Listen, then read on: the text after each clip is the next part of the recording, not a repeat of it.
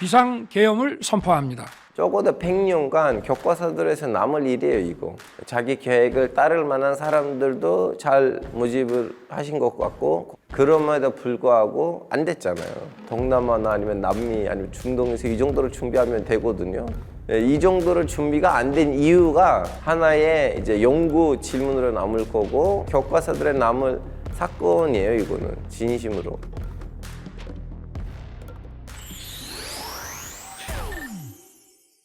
안녕하세요. 한국에 온 지 21년 차, 한국인이 된 지 8년 차 알파고입니다. 저는 일단은 계엄령에서 태어난 사람이에요. 제가 태어났을 때 제 도시에는 계엄령이 선포된 상황이었고, 계엄령이라는 거는 주로 좀 약간 3개월치거든요. 그래서 3개월 끝나면 계속 할 건지 안 할 건지를 결정을 하는데, 거의 46회 연장됐다가 끝난 계엄령 속에서 제가 태어났어요. 제가 대학원 때도 계엄령, 쿠데타, 혁명을 공부했던 사람이에요. 튀르키예에서 한번 계엄령으로 인하여 있었던 사건들 때문에 튀르키예 못 가게 됐고, 이제 한국을 새로운 조국으로 삼아서 살고 있는데, 또 여기서 계엄령이 선포를 보고 좀 기분이 너무 좀 묘하다, 뭐 설명하기 힘든 복잡한 감정이었어요. 왜냐하면은 이제 아시다시피 계엄령은 두 가지로 선포되거든요. 하나는 너무나 극단적으로 정치적인 불안정이 사회를 억누르고 있을 때, 그때 이제 계엄령이 선포되거나 아니면 진짜 자연재해가 있거든요. 자연재해 정도의 계엄령은 공포심이 없어요. 어차피 자연재해이니까 복구 작업을 해야 되고 인도적인 그 지원을 해줘야 되는데, 그때 자꾸 국가 기관의 그 권위주의적인 그 절차에 부딪히니까 계엄령을 선포를 하니까 이제 군인들하고 경찰들 그리고 소방관들은 그쪽 지역에서 빠르게 이제 수습을 하거든요. 예를 들면 튀르키예에서 2년 전에 이제 큰 지진이 일어났을 때도 그때도 계엄령 선포됐었어요.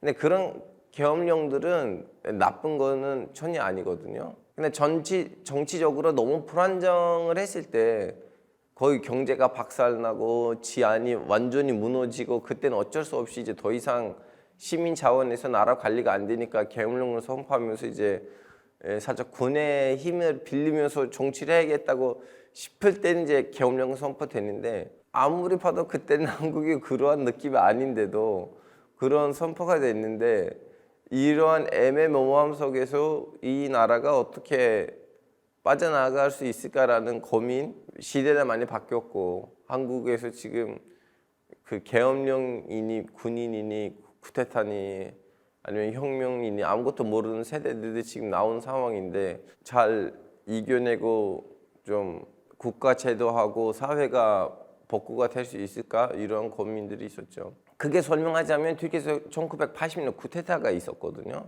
계엄령 때는 무슨 일이 있냐면, 예를 들면 천주에서 대전으로 가면 중간에 버스를 군인들이 스탑시켜요. 모든 버스 안에 있는 시민들의 신분증을 확인하는 거예요.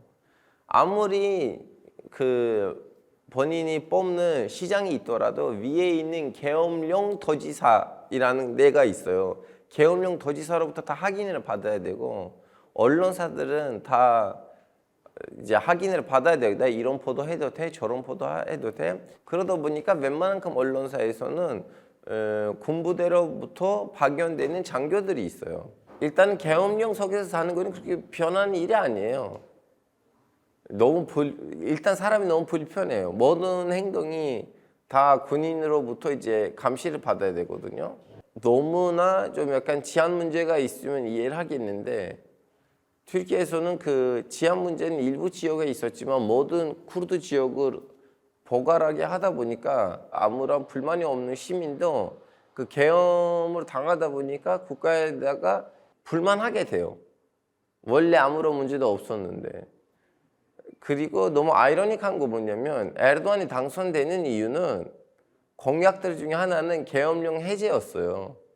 에르도안이 그걸로 당선이 됐고, 당선되고 난 다음에 계엄령을 해제했는데, 결국 마침내 본인이 2016년에 계엄령을 다시 선포한 거예요. 일단 신기하게도 2016년에 선포됐던 계엄령은 대통령만 시켜서 하는 거 아니었어요. 왜냐하면 본인이 계엄령들을 없애버리겠다는 공약이 나왔기 때문에 당선되고 난 다음에 계엄령 선포가 힘들게끔 만들었거든요.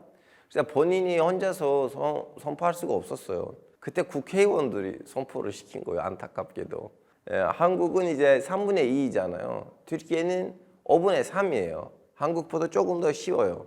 지금 300석이잖아요. 한국은 180석이면 튀르키예는 충분해요. 물론 이제 튀르키예는 500석이니까 한 360석이 필요하거든요. 에르도안한테도 363석으로 이제 계엄령을 선포시켰어요. 국회의원들이 에르도안한테 말을 들어가지고 선포시킨 거예요. 그래서 그 2년 동안 아무것도 국회를 걸치지 않거든요. 그 2년 동안 계엄령을 선포하는 그 2년 동안 계엄령이 해제돼도 말라만 해제했지만 거의 분위기는 뭐 7~80% 비슷해요. 지금 내 에르도안 말을 조금만 비판하는 언론사가 있거나 아니면 기자가 있으면 바로 깜빵 가거나, 그리고 뭐 체포를 했을 때 경찰들이 반국가법이라는 뭐 어떤 법이 생겼는데 그걸로는 마음껏 체포할 수가 있고, 그런 정도에 있었던 모든 법적 과정들은 그냥 정권이 알아서 하고 원래 튀르키예에 있었던 그 법적 절차가 거기서 진행되진 않거든요. 그 사이에는 수많은 언론사가 강제로 문을 닫았고 수많은 기자가 감옥에 갔고, 그것 때문에 수많은 튀르키예 사람이 난민이 됐어요. 왜냐하면 튀르키예 안에 있으면 깜빵 갈 거니까 그 경찰들, 반사들, 교수들, 배우, 유명한 배우들 다 독일이나 미국이나 그쪽으로 난민으로 갔어요. 2018년에 계엄령이 선포됐는데 그 2년 안에 있었던 계엄하고 2년 이후에 계엄령이 해제된 다음에 튀르키예의 모습을 비교하면 거의 80% 여전했어요. 한국에서는 계엄령 선포됐는데 시민들이 밖에 안 나갔거든요, 제대로. 그래서 제가 걱정했어요. 왜냐면 계엄령은 눈치 게임이에요.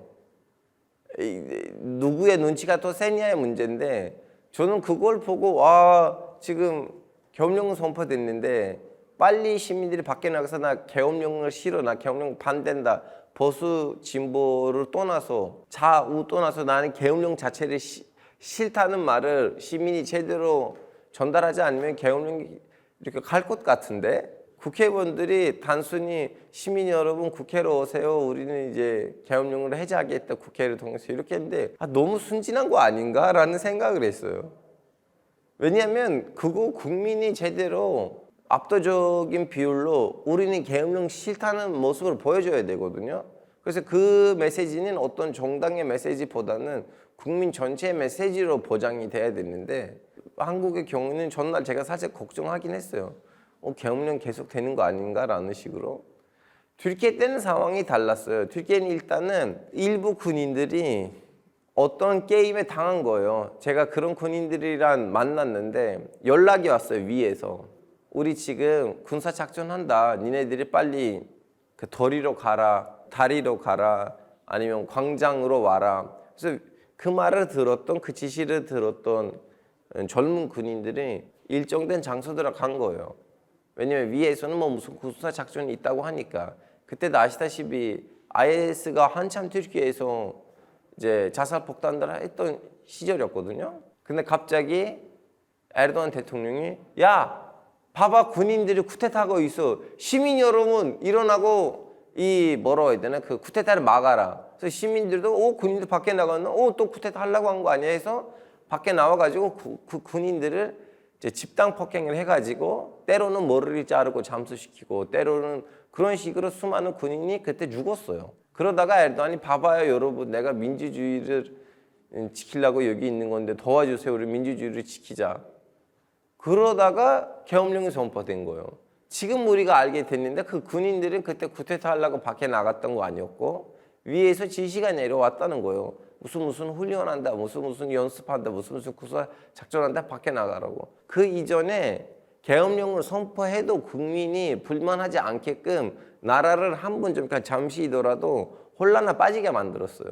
그래서 국민 보기에는 그래, 계엄령을 선포해야지, 군인들 봐봐 지금 나라를 엉망으로 만들려고 했는데. 근데 한국에서는 그런 거 없었잖아요. 뭐 무슨 치안 문제가 없었고, 물론 다음에 이제 나왔던 진술들을 보니까 그러한 시도들 없지 않아 있었는데, 결론적으로는 같은 분위기가 아니니까 한국에서 국민이 납득이 안 된 거예요. 그 계엄에다가 경제적 타격은 말도 안 돼. 자, 저 2015년 마지막 튀르키예 간 거예요. 2015년 1년 이후에 그 사건이 터졌거든요. 1달러가 그때는 2.4, 2.3 이 정도였는데 지금 얼마인지 아세요? 한번 추측해 보세요. 30원 넘어요. 15배 후퇴된 거예요. 15배. 계엄령이 있는 지역에다가 누가 가서 왜 해외 투자를 해요? 왜 투자를 해요? 어차피 거기는 계엄령이 있는데 위에 있는 사람이 법을 안 따른다는 의미예요. 계엄령이라는 건 뭐냐면 원래 국가는 어떤 절차 안에서 움직여 가는데 그 절차가 이제 좀 잠시 스탑됐다는 거예요. 물론 이제 자연재해 시기는 이해를 하겠는데, 아니면 완전히 이제 나라가 개판됐어요. 길거리에서 이제 학생들 서로 이렇게 운동을 하면서 돌을 던지고 뭐 체류탄 던지고 뭐 난리인데, 그때 오케이 이해를 하겠는데, 뜬금없이 선포됐다는 거 뭐냐면 나는 당분간 법을 따르지 않겠다는 얘기예요. 자, 그런데다가 해외 자금이 왜 들어가요? 왜냐하면 해외 자금이 어디에다가 투자를 하려고 했을 때 혹시나 문제가 생기면 나는 가서 법원에다가 신청해가지고 나의 문제를 극복할 수가 있다, 해결할 수 있다는 그 생각으로 어디에다가 투자할 거 아니에요. 왜 개발도상국들 보시면 해외 투자를 잘 받는 국가들에서 그나마 민주주의 수치가 그나마 있고, 왜 민주주의 수치가 완전히 개판되고 왜 그 법치주의 수치가 완전히 개판된 나라들은 내가 누구다 투자를 안 해요? 투자를 했을 때 무슨 문제가 나오면 내가 그걸 해결해야 되는데, 무슨 제도 하에서 나 해결할 수 있을까 없을까가 물음표이고, 그 물음표에 대한 긍정적인 답에 따라 투자가 들어오거든요.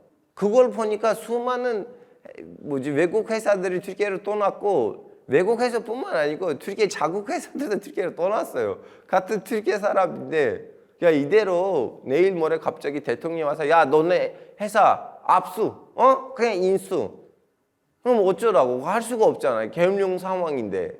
계엄령이 이러는 거는 사람들이 다 까먹은 거예요. 계엄령 때는 그냥 윗사람들이 야, 너 이거 내 거야 하면 그건 반박할 리가 없어요. 물론 이제 한국에서는 그 정도로 강력한 계엄령을 목표하지 않는다고 이제 변명을 할 수가 있지만, 그거는 보장이 없어요. 왜냐하면 국가 시스템이 잠시 멈춰 있는 상황이니까 누구의 어떤 약속을 믿을 수가 있을까? 그래서 튀르키예는 그 이후로부터 쭉쭉쭉쭉쭉쭉쭉 내려가고 아직도 내려가고 있어요. 저도 이제 계엄령, 쿠데타, 혁명을 공부하는 사람으로서 적어도 100년간 교과서들에서 남을 일이에요, 이거. 왜냐하면 대통령이 나름 계획을 하셨던 것 같아요. 그리고 그 계획에 맞게끔 어느 정도 고위급에서는 자기 계획을 따를 만한 사람들도 잘 모집을 하신 것 같고, 거기에 맞게끔 이제 배치를 하신 것 같은데, 그럼에도 불구하고 안 됐잖아요. 왜 안 되는지, 원래 돼야 되거든요. 이 정도로 하면 동남아나 아니면 남미 아니면 중동에서 이 정도를 준비하면 되거든요. 이 정도로 준비가 안 된 이유가 하나의 이제 연구 질문으로 남을 거고, 그리고 한국 사례가 공부될 거예요. 그렇지 않나요? 교과서들에 남을 사건이에요. 이거는 진심으로. 성공하지 못했던 이유가 최근에 와서 달라졌어요. 왜냐면 저 사건을 보자마자 했던 생각하고 지금의 생각 달라요. 중간에 이제 진술들이 나왔잖아요. 계엄, 이렇게 뜬금없는 계엄이라고 할게요. 왜냐하면 진짜 갑자기 한국에서 치안 문제가 터졌는데 그때 계엄을 하는 거하고 지금의 계엄이 좀 다르거든요. 지금의 계엄은 조금 더 가공적인 계엄이에요. 분위기를 계엄령을 선포할 사람이 본인이 직접 만들어야 돼요. 그래서 가공적인 계엄인데, 가공적인 계엄을 하려고 하면 일단은 뭣도가 필요해요. 뭣도. 이제 우리 대한민국이 이러한 문제에 처하고 있는데 우리는 계엄을 선포하면서 이런 문제로부터 벗어나겠다. 이제 대통령의 첫 계엄령을 선포했을 때의 그 선포문을 보고 그거 안 받았어요. 저는 그걸 보면 좀 약간 뭔가 좀 끌려야 됐는데, 그래 맞아, 계엄이 필요했었어. 그거 좀 없었고, 뭐 물론 있을 수가 없죠. 왜냐면 한국이란 나라는 아무리 뭐 국회에서 여야 간에 갈등이 있다고 하더라도 나라 자체가 그래도 멀쩡하게 돌아가고 있어요. 큰 문제가 없는데, 그러면 그 모토는 안 그래도 내부적으로 있었어야 돼요. 그래야지 이 구태 계엄령을 기획을 했을 때 사람들이 거기에다가 어느 정도 종교 수준으로 성실해야지 밖에 안 새거든요. 아무리 봐도 지금 이제 끝나고 보니까 왠지 대통령이 이걸 이제 계획을 했을 때 중간에 있는 사람들이 아마 배신되는 거잖아요. 배신되니까 이 결과가 나온 거고, 원했던 만큼이나 군인을 동원시키지 못하니까 계엄이 성공하지 못했잖아요. 그 어느 정도의 군인을 동원시켰어야 되거든요. 그만큼 군인이 동원 안 된 이유는 그만큼 중간에 배신들이 있거나 아니면 소집하는 상황에서 과실이 있는 거예요. 그래서 그거 제일 큰 문제예요. 설득력이 제일 큰 문제예요.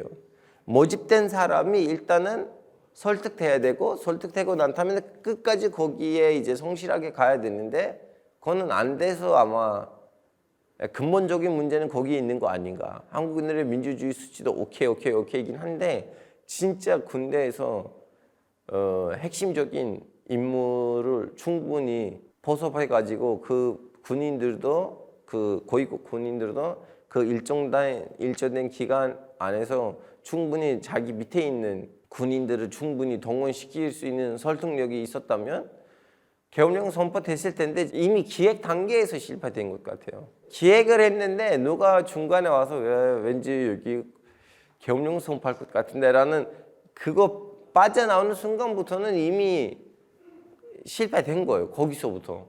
왜냐면 저는 군인들의 해고록들 많이 읽었거든요. 쿠데타를 일으키는 군인들의. 거기 종교급으로 이분들이 모임을 해가지고 암암리에 만나서, 거의 그 사람들은 우리가 이제 그분들 말로는 혁명인데, 이걸 우리가 일으키면 우리가 지금 빠져 있는 이 나쁜 거 다 사라질 거다. 이렇게 너무나 좀 약간 애국심 플러스 영웅 느낌 플러스 감정들이 너무 좀 약간 설레고 좀 그런 마음으로 보이거든요. 근데 지금 진술들을 보니까 여기 계획 단계가 그런 식으로 진행되지 않는 것 같아요. 제가 그때 좀 약간 놀랐어요. 그 국힘당 의원님들이 1차 표결 때 참석하지 않는 자체. 아니 반대표로 그럼 던져요. 근데 우리가 니네들을 뽑은 거는, 국회의원이라는 거는 나의 뜻을 국회에서 반영하라고 뽑은 건데, 반대표로 그럼 가서 던져요. 공개적으로 반대, 나 반대로 던질겠다 하더라도 거기 나오라는 거는 이제 국회의원들의 몫이었거든요. 제 친구들 중에서 좀 보수 친구 좀 많은데 그 참석하지 않는 걸 보고 너무 화가 났어요. 왜냐면 그 친구들은 너무나 극단적인 보수이니까 죽어도 진보 정당에 안 찍을 사람들인데, 근데 그걸 보니까 나 다시 한번 이 정당 어떻게 찍어야 되나, 그럼 찍지 말까? 니네들 자기 국회의원한테도 신뢰가 안 가나 보지? 다들 야 우리는 다 반대를 던질 거다, 약속하고, 그럼 다 반대를 못 던지겠네. 뭐 이거는 뭐라 해야 되나, 그 어느 정도 미국이나 유럽에서 민주주의를 경험하고 그럼에도 불구하고 한국에서 보수 진영인 사람들이 납득이 안 되고 공개적으로 나는 보수다라는 말을 하지 못하게끔 만들었던 사건이었기 때문에, 그때 제가 좀 약간 일부 보수 친구들한테 아주 심각한 그 분노를 봤어요. 왜 당당하지 못했나? 오케이, 나 반대야. 반대를 가서 그럼 공개적으로 던지든가. 그리고 그 이전에 있는 또 투표는 김건희 여사의 그거였잖아요. 특검. 그때 나오는데 왜 이거는 못 나오느냐. 이거는 너무 정당 자체가 너무 빠르게 이제 결정을 하다 보니까 자기 유권자들이랑 어느 정도 소통이 되는지 안 되는지 모르겠어요. 왜냐하면 보수 유권자들의 극일부가 목소리 너무 세게 내고 나머지 분들은 다 조용히 하는 스타일들이거든요. 왜냐면 다 기업 활동하거나 아니면 무역 활동하거나 일만 하고 투표 때만 가서 찍는 사람들이고 별로 소리를 내거나 아니면 시위하는 사람들 아니거든요. 보수 유권자의 너무 극소수가 시위하거나 밖에 나가는 스타일이고 나머지 조용한 스타일이에요.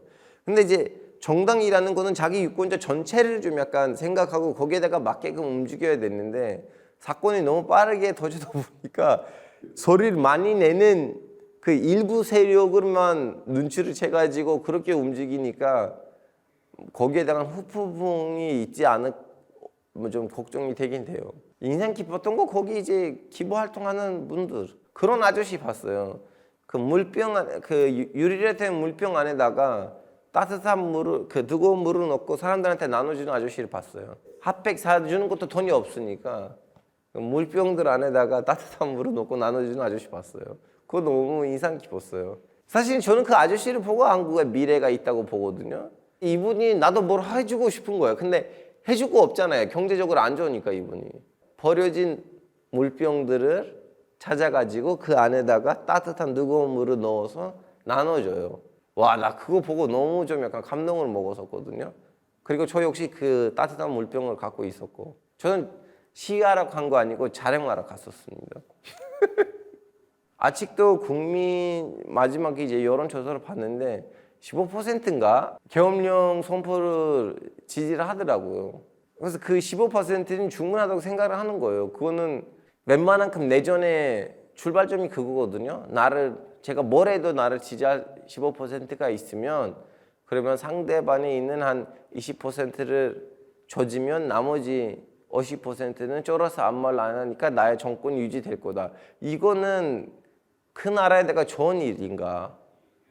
그 나라를 발전시킬 일인가? 민주주의가 좌우의 문제 아니고 전체 모든 국민의 문제이니까 이걸 좀 약간 설명해야 되고 이 게임 룰이 왜 중요한지 왜 일부 나라들에서 내전들이 있는지 내전들이 왜 나오는지를 설명해 줘야 돼요.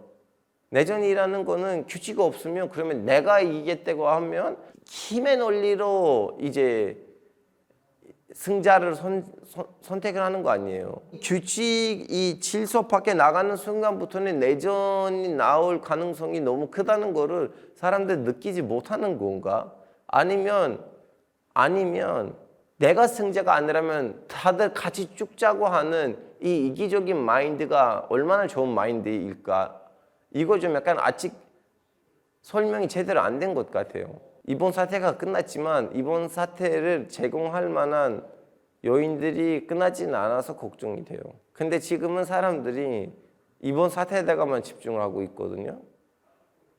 이번 사태를 제공하는 근본적인 문제들에다가 좀 토론을 했으면 좋겠어요. 윤석열 대통령하고 윤석열 대통령의 계엄령이라는 하나의 사건으로 끝나면 안 되는 일이고 이 분위기가 어떻게 형성됐는지를 우리는 좀 약간 생각을 해야 될 것 같아요. 단순히 하나의 해프닝이 아닌 것 같아요. 그동안 누적됐던 분노가 밖으로 나갔거든요. 그 어느 정치인도 이렇게 그 사회적 국민적 납득이 안 된 상황에서 계엄령을 선포하려고 했을 때 또 다른 어떤 정치인한테 아니면 고위급 간부한테 말을 꺼내는 순간 선생님 뭐 하세요? 그거 절대 아닙니다라고 그런 상황이 나왔어야 되는데 지금 보니까 이렇게 전개된 거잖아요. 좌우 문제, 보수 진보 문제가 아니고 또 다른 하나의 문제로 인식이 돼야 되는데 안타깝게도 한쪽에서는 자기 진영을 보호하려고 요새처럼 생각하고 있고 방패처럼 생각하고 있고 또 한쪽에서는 와 드디어 걔네들 큰 실수했어 아싸 그러면 치고 올라가자라는 그런 모습을 보이는 사람들도 있고 이 문제 진짜 이 정치적인 이념 문제를 넘어서 접근을 해야 되는 문제인데 좀 약간 후유증이 없이 우리가 이겨냈으면 좋겠어요. 저는 너무나 쉽게 그래 계엄령이 진짜 잘못된 거예요. 어떻게 민주주의 사회에서는 계엄령을 선포해? 이거는 민주주의 나라냐? 이 말 하는 거 제일 쉬워요 지금.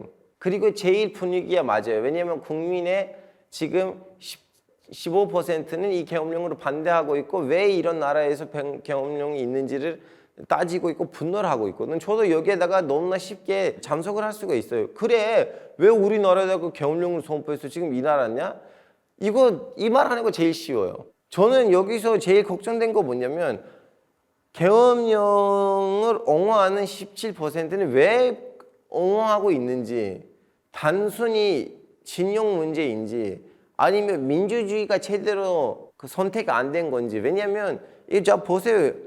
17%가 아직도 응원했다는 거는 결론적으로 윤석열 대통령을 찍었던 사람들의 70%는 반대하고 있고, 근데 30%가 아직도 응원하고 있다는 얘기잖아요. 그래서 윤석열 대통령을 찍었던 사람들은 50%라면 이미 35%는 이건 아니야라고 하고 있어요. 이건 오케이. 이분들 왜 아직도 이런 것이 맞다고 생각하는지. 그냥 우리는 어차피 15%이니까 무시하고 나가야 되는 것인지. 민주주의라는 거는 소수까지 다 끌어안고 가는 거거든요. 그러면 이 사람들 어떻게 끌어안고 갈 것인지를 우리는 얘기를 해줘야 돼요. 단순히 걔네들이 민주주의 의식이 안 좋아 그냥 무시하자 이걸로 끝날 일이 아니라고 생각하거든요. 근데 여기에 대한 토론이 없더라고요. 왜 이분들은 아직도 계엄령을 옹호하고 있는지, 너무 잘된 선택이 있는지에 대한 토론이 없어요. 언젠가 다시 튀어나올 만한 또 다른 문제를 안고 있다고 보거든요. 아무리 생각이 비민주주의적이더라도 아니면 비인간적이라든 무엇이든 간에 사회의 한 계층이 이렇게 소수이어도 17%라는 거는 오케이 소수지만 큰 숫자예요. 큰 숫자이고 이 숫자들을 우리가 무시하면 안 되는데 분위기상으로는 지금 여기에 대한 큰 토론이 없으니까 저는 좀 약간 걱정하고 있어요.